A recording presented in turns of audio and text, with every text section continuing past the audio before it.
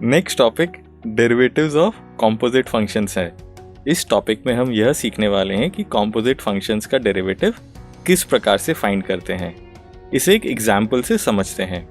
इसमें हमें दिया गया है कि dB by dA is equal to 2, dC by dB is equal to 3 तथा हमें dC by dA फाइंड करना है। यानी A, B एंड C तीन फंक्शंस इस प्रकार हैं कि A and B dB by dA is equal to 2 से रिलेटेड है, B and C dC by dB is equal to 3 से रिलेटेड है तथा A and C dC by dA से रिलेटेड है, जो कि हमें फाइंड करना है। अब माना A, B एंड C में कुछ बॉल्स हैं। अब A and B dB upon dA is equal to 2 से रिलेटेड है, अर्थात यदि A में हम कुछ चेंज करते हैं तो B में डबल चेंज होगा। B and C dC upon dB is equal to 3 से रिलेटेड है, अर्थात यदि B में कुछ चेंज करते हैं तो C में 3 टाइम्स चेंज होगा। अब यदि A में एक बॉल से चेंज करें तो B में dB upon dA is equal to 2 के अकॉर्डिंग 2 बॉल्स का चेंज होगा। अब B में फर्स्ट बॉल के चेंज के लिए dC upon dB is equal to 3 के अकॉर्डिंग C में 3 बॉल्स का चेंज होगा। इसी प्रकार सेकेंड बॉल के चेंज के लिए भी C में 3 बॉल्स का चेंज होगा। ओवरऑल A में 1 बॉल के चेंज के लिए C में 6 बॉल्स का चेंज होता है।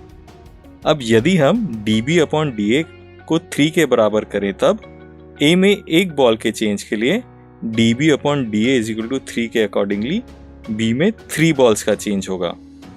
अब B में फर्स्ट बॉल के चेंज के लिए dC upon dB is equal to 3 के अकॉर्डिंग C में 3 बॉल्स का चेंज होगा।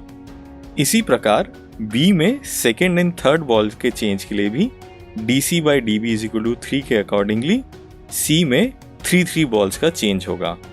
सो ओवरऑल A में 1 बॉल से चेंज करने पर dB upon dA is equal to 3 which is equal to dC upon dB होने पर C में टोटल 9 बॉल्स का चेंज होता है। अब हमें जो रिजल्ट्स प्राप्त हुए हैं उनको ऑब्जर्व करें तो 6 2 एंड 3 के मल्टीप्लिकेशन के बराबर है एंड 9 3 एंड 3 के मल्टीप्लिकेशन के बराबर है। तो हम कह सकते हैं dC upon dA is equal to dB upon dA into dC upon dB। इसे रीअरेंज करें तो हमें मिलेगा dC upon dA is equal to dC upon dB into dB upon dA। इसे चेन रूल कहते हैं। अब यदि A, B, C and D 4 functions हैं तो अब चेन रूल से D upon dA is equal to dd upon dC into dC upon dB into dB upon dA की फॉर्म में होगा। यहाँ हम देखें तो A इनपुट है एंड C और D आउटपुट हैं। अब चेन रूल के ऊपर बेस्ड एक क्वेश्चन करते हैं। हमें d by dx of cos 2x find करना हो तो अर्थात derivative of cos 2x with respect to x find करना है तो इसमें सबसे पहले a, b and c find करते हैं।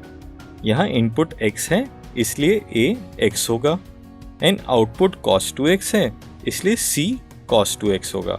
अब हम b फाइंड करते हैं। यहाँ यदि हम x में चेंज करें तो क्या डायरेक्ट cos 2x में चेंज होता है?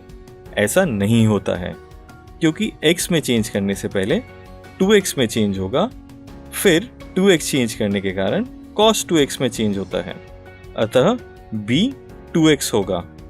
अभी हमने chain rule dC upon dA is equal to dC upon dB into dB upon dA को पढ़ा है, तो उसके accordingly d by dx of cos 2x is equal to d by d2x of cos 2x into d by dx of 2x लिख सकते हैं।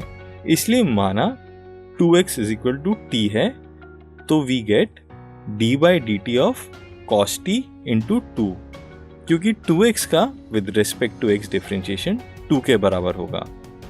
अब cos t का with respect to t differentiation करने पर we get minus sine t into 2।